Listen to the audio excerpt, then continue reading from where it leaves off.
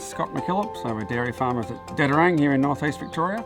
We calve about 280 to 300 cows in the autumn, and that's from early March through until the end of May, and then about the other 60 or 70 calve in August, so from the middle of August through until the end of September.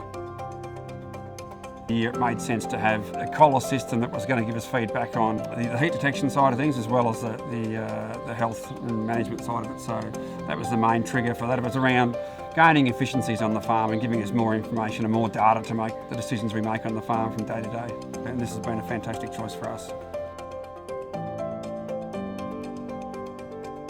One of the main things about the whole system was just getting accuracy around heat detection. I think one of the issues when you are using a synchronisation program is you have so many cows on heat at the same time.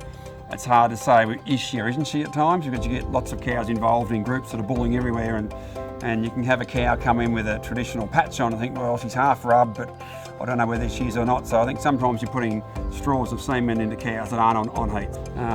So yeah, it used to be a lot more manual labour involved, as I say, the time spent on physically looking at cows on heat, going in the paddock, checking cows on heat during the day.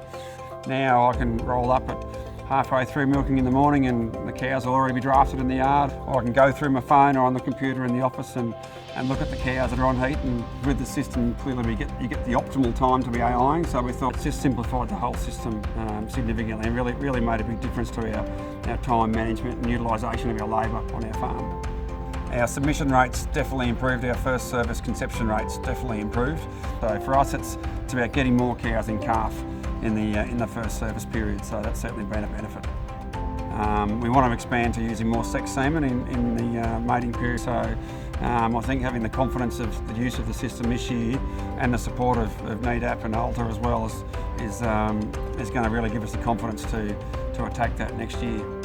So previously health monitoring for us would have been physically seeing cows that are sick. So the thing about that was by the time you get around to treating them, they're often quite a bit more severe than they should be. So the advantage of the health monitoring system with the collars is you get that insight into the reduction in the cows eating, and obviously their activity can reduce as well as a result of the onset of an infection or an illness. So being able to get those alerts on your phone and being able to check those cows morning or night gives you a head start in trying to improve their health.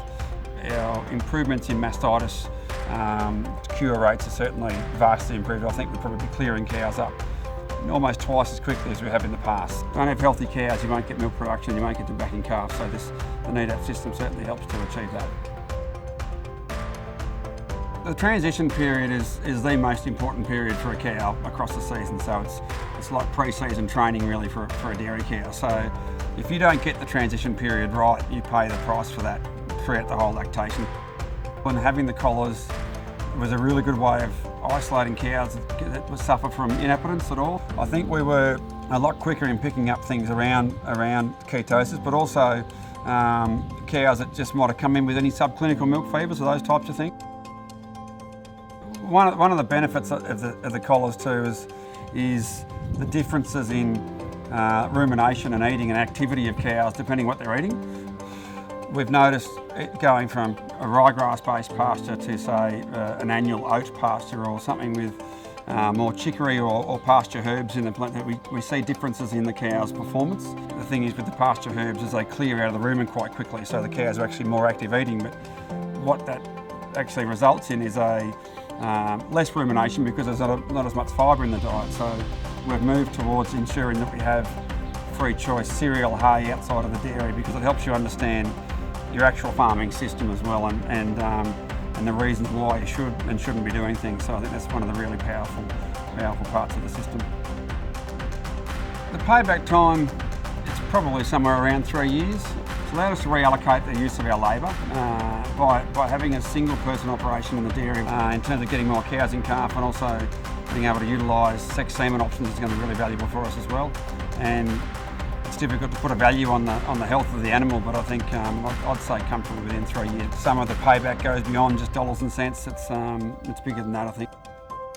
I would absolutely recommend the system to other farmers. We couldn't imagine not having a system now. It's part of our everyday management on the farm. It helps to take a lot of the guesswork out of what you do. So I think it's really the cream on the cake. I think it was probably a good way of putting it, or the cream on top of the milk, I suppose.